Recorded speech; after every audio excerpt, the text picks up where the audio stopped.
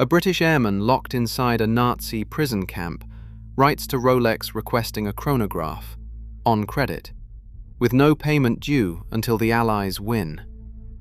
That watch would be used to time German guard patrols to the second during the events later known as the Great Escape. But his story is only one of three where wristwatches became literal, secret weapons in the Second World War. Before Rolex ever reached a prison camp, a plain 32mm watch was strapped to the wrist of a US Navy frogman swimming into enemy-held water under cover of darkness, where one flooded movement could compromise an entire amphibious invasion. In the black waters of the English Channel and the razor-sharp coral reefs of the Pacific, these men worked in absolute silence. These were the operators of the Naval Combat Demolition Units and the underwater demolition teams, the direct precursors to the Navy SEALs. Long before the battleships opened fire or the landing craft dropped their ramps, these swimmers went into enemy territory alone. They swam into the dark with nothing but swim fins, a knife, a pack of high explosives, and a mechanical watch strapped over their uniforms. Their missions were simple but incredibly dangerous. Clear the beaches. They had to map the shallow channels, cut through steel anti-landing nets, and blow up massive concrete obstacles designed to tear the bottoms out of incoming ships. Every single one of these tasks had to happen under the cover of total darkness, completely hidden from the enemy garrison on the cliffs above. In these missions, invisibility acted as the primary shield, and perfect timing was the only way to maintain it. But invisibility depends entirely on precision. When planting demolition charges to clear a path through a harbor, timing was the difference between a successful landing and a slaughter. The charges had to detonate in a synchronized sequence. If a bomb exploded too early, the flash would expose the remaining swimmers in the water to machine gun fire. If it detonated too late, the incoming assault waves would crash directly into unexploded mines or intact steel barriers. This is why a reliable timepiece was treated as a piece of heavy ordnance, as functional and dangerous as the explosives themselves. In the freezing salt water of the Pacific atolls, or the coast of France, the physical environment was a constant threat to mechanical equipment. Water under pressure will find any microscopic gap in a casing. If water breached the watch, the movement would instantly fail. For a combat swimmer, a dead watch meant a failed mission. It meant losing track of the tide, losing coordination with the rest of the team, and failing to clear the obstacles before the first wave of troops arrived. Training manuals from the era stressed the absolute necessity of underwater timekeeping. Divers performed meticulous pre-dive checks, submerging their gear to ensure the seals held. They tracked their positions by counting seconds, calculating distances through speed and time in the pitch-black water. If the timing was off by even a minute, the entire landing schedule collapsed. Nobody saw the frogmen swim in, and nobody saw the watches ticking on their wrists.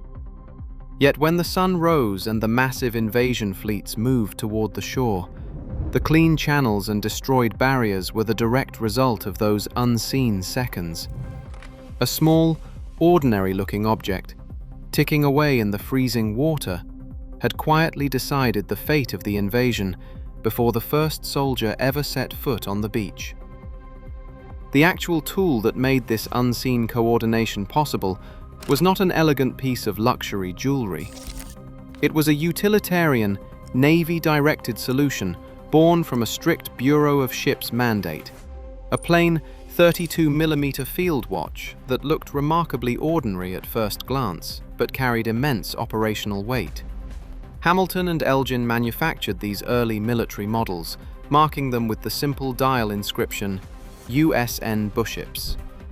The Navy commissioned this watch strictly for military service, completely bypassing the civilian market.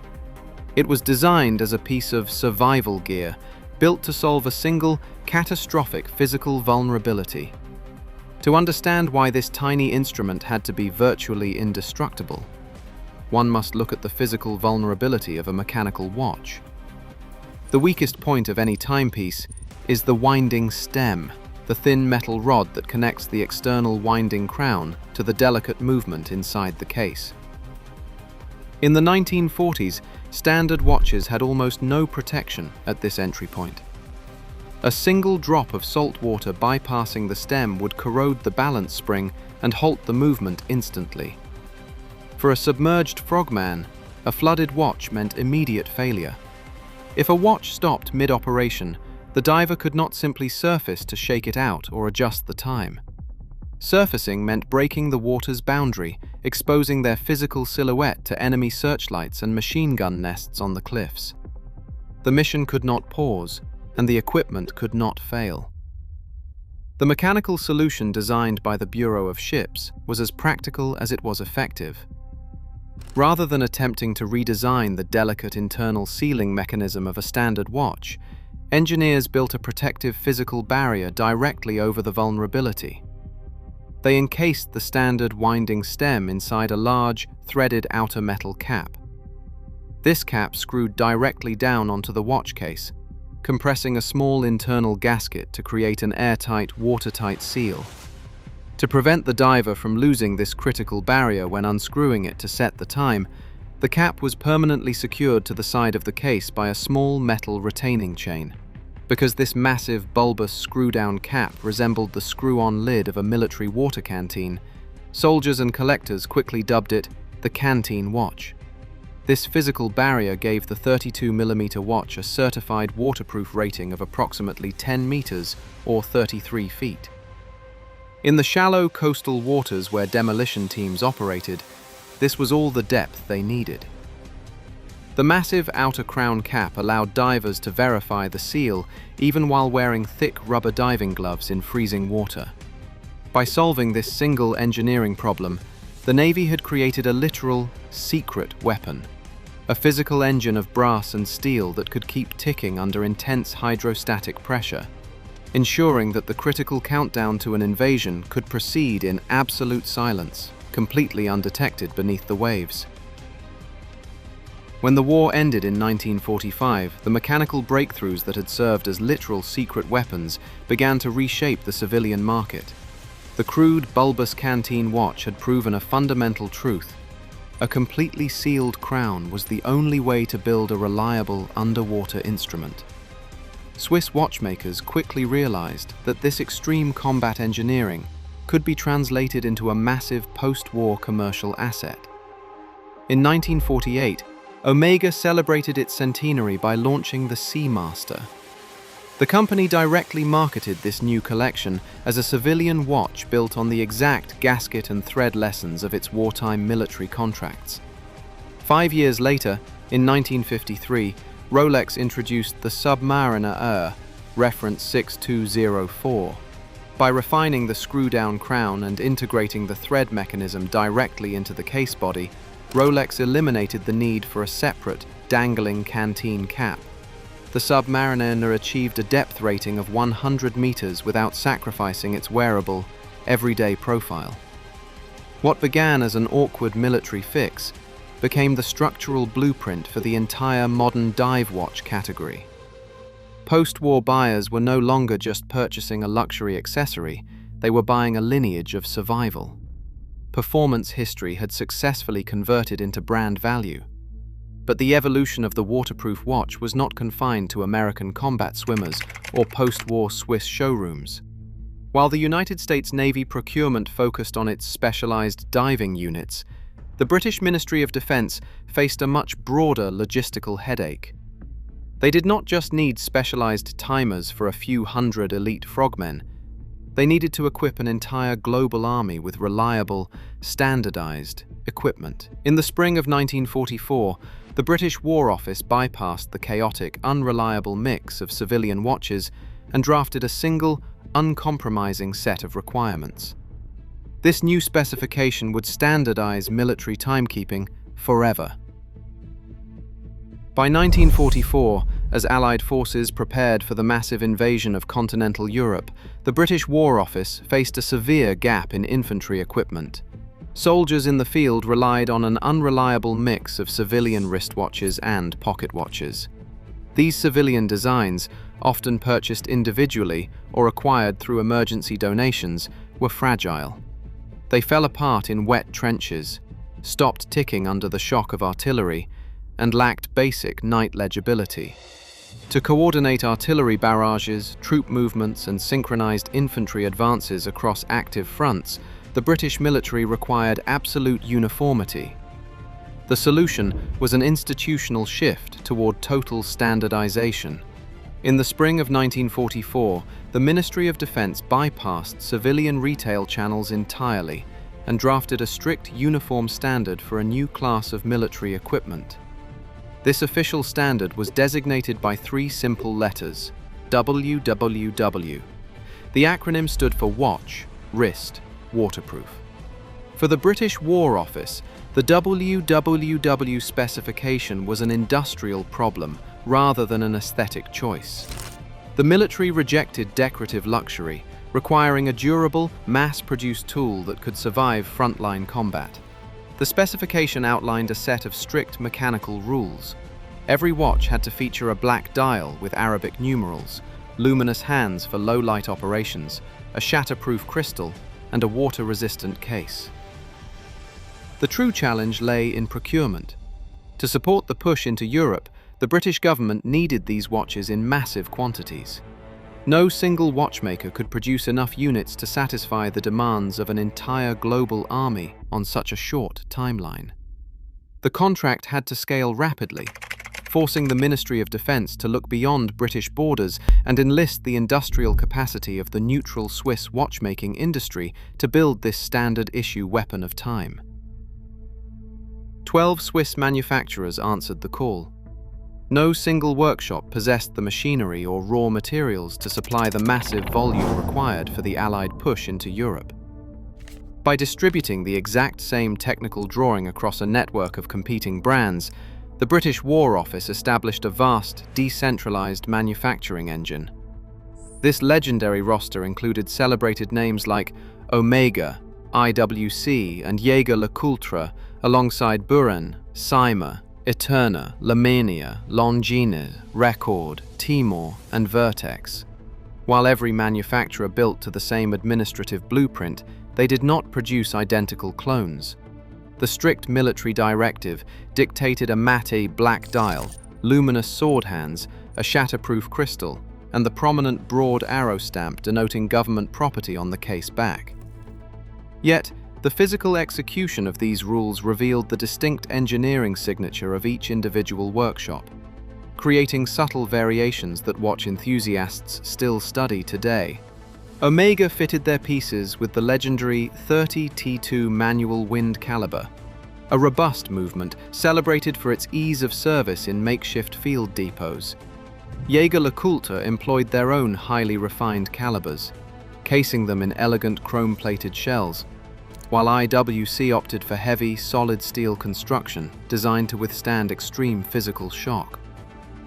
Minor variations emerged across the entire production run. The precise font of the Arabic numerals, the taper of the lugs, and the exact shape of the winding crowns differed from workbench to workbench.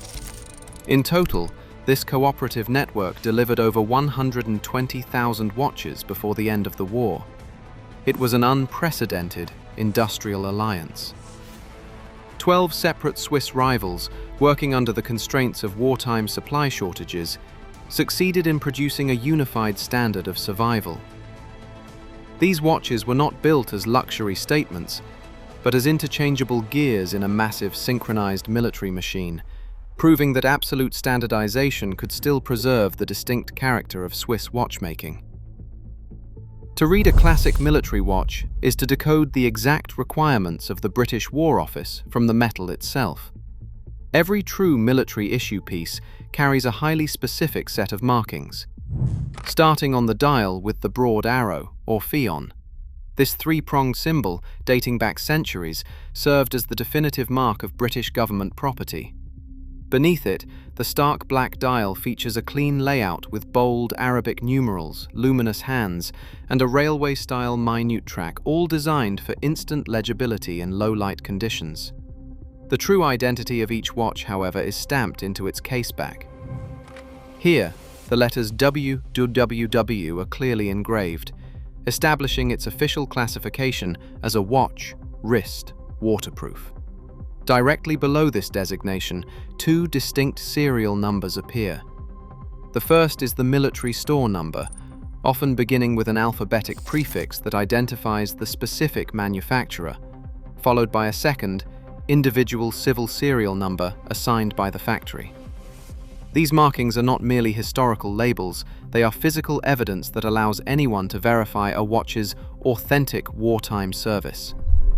By examining these stamps, a collector can trace how 12 distinct Swiss workshops adhered to the exact same design blueprint, while introducing variations in case metal and lug shapes. A brass-cased vertex and a solid steel IWC carry the same official markings, showing how absolute standardization and individual craftsmanship coexisted in a single surviving artifact. Finding a single surviving WWII watch is a difficult task. Assembling a complete set of all 12 manufacturers has become one of the most obsessive, high-stakes pursuits in modern horology. Collectors refer to this lifelong chase as the hunt for the dirty dozen. While industrial giants like Omega and Record delivered roughly 25,000 watches each to the British War Office, the smaller Swiss houses operated on a vastly different scale. At the absolute peak of this modern scarcity scale sits a single brand, Grana. Grana was a modest Swiss workshop whose production capacity could not compete with its industrialized rivals. While other factories shipped massive crates of timing equipment to the front lines, Grana worked in small, limited batches. Archival export logs and military records confirm that Grana manufactured fewer than 1,500 WWII watches before the British contract concluded in 1945. This tiny wartime run created a massive physical imbalance that defines the collector market today. A simple tool built for frontline survival has transformed into a legendary rarity. The watch itself remains a masterpiece of understated utility. A 35mm stainless steel case containing a manual wind caliber KF320 movement. It carries the mandatory government broad arrow and WWII engraving on its back plate, completely indistinguishable from its peers to an untrained eye. But because so few were originally stamped, and even fewer survived the decades of post-war wear, finding an authentic Grana in original condition is an incredibly rare event. This extreme rarity has driven auction prices to unprecedented heights. At a recent Bonhams auction, a verified Grana WWII commanded a staggering $38,000, while more common variants from the 12 brands typically sell for a small fraction of that price. For serious collectors, the premium is not about the mechanical complexity of the movement, but the absolute scarcity of the steel. Wartime utility has converted into post-war prestige. An object originally designed to protect an infantryman's life in the mud is now chased through online forums, estate sales, and elite auction rooms, driven by a collector dream to unite all 12 sisters. That feat has been made nearly impossible by the tiny batch of 1,500 watches that Grana shipped to a nation at war. While standard-issue field watches were proving their utility on the front lines, a different kind of timekeeping battle was unfolding behind barbed wire. In the prisoner of war camps scattered across Germany, captured Allied airmen faced a systematic campaign of psychological erosion. Upon capture, German guards routinely confiscated the wristwatches of Royal Air Force officers. Officially, the Germans claimed the devices might contain hidden compasses or escape tools. In reality, stripping an officer of his timepiece was a highly effective way to destroy his sense of order, structure, and control over his own life. In Geneva, Switzerland, the founder of Rolex, Hans Wilsdorf, watched this unfold. Wilsdorf was a German-born naturalized Swiss citizen, and he was also an Anglophile who held strong anti-Nazi convictions. In 1942, he decided to use his company's resources to intervene, launching a quiet but radical policy. Through the Red Cross, Rolex announced that any Allied officer held in a prisoner of war camp could order a Rolex wristwatch directly from Geneva. Most importantly, they would not have to pay a single Swiss franc for the watch until the war was over and the Allies had won. Wilsdorf personally reviewed and signed the correspondence for these orders. This was a high-risk gamble built entirely on personal trust. By allowing prisoners to order watches on credit, Rolex established a direct covenant. The policy functioned as a powerful morale booster inside the camps. A physical, precision-engineered Rolex Oyster arriving in a package at a place like Stalag Luft III was a piece of home and a tangible promise of liberation. The terms of the contract, payment due only upon Allied victory, carried a powerful subtext. If a neutral Swiss watchmaker was willing to risk his company's inventory on the certainty of a German defeat, the prisoners realized they had every reason to keep fighting. This policy converted the timepiece into a psychological weapon, an instrument of resistance that proved the outside world had not forgotten them. Among the thousands of prisoners who wrote letters to Geneva under this scheme was a British Army communications engineer who would soon put this policy to its ultimate operational test. On March 10, 1943, Corporal Clive James Nutting sat in his barracks at Stalag Luft III and wrote a letter to Geneva. Nutting, a British Army communications engineer, requested a stainless steel Rolex Oyster chronograph, reference 3525. He offered to pay for the watch with the money he earned working as a camp shoemaker. Hans Wilsdorf responded, personally, confirming the order and reiterating his promise that Nutting should not worry about payment until the war ended. On July 10, 1943, a package arrived at the camp containing the watch, serial number 185,983. It was a precise, high-grade instrument, featuring a dual-register chronograph capable of timing intervals up to 30 minutes. To the German guards, the watch was a personal luxury item belonging to a cooperative prisoner.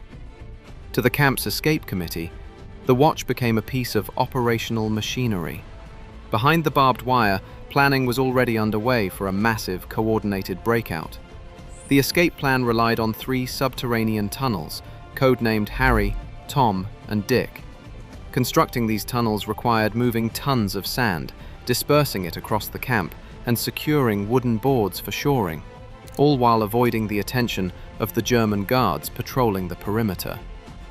The guards operated on schedules that appeared random, but followed strict physical movements dictated by the layout of the camp. To prevent the guards from confiscating the valuable chronograph, Nutting and his co-conspirators kept the watch hidden when not in active use. They concealed it inside a hollowed-out wooden heel of a boot, or buried it within the camp's shoe repair workshop where Nutting worked. The watch was only brought out for designated timing shifts. During these shifts, Nutting or other designated observers stood near the windows of the wooden barracks, staring out at the perimeter wire.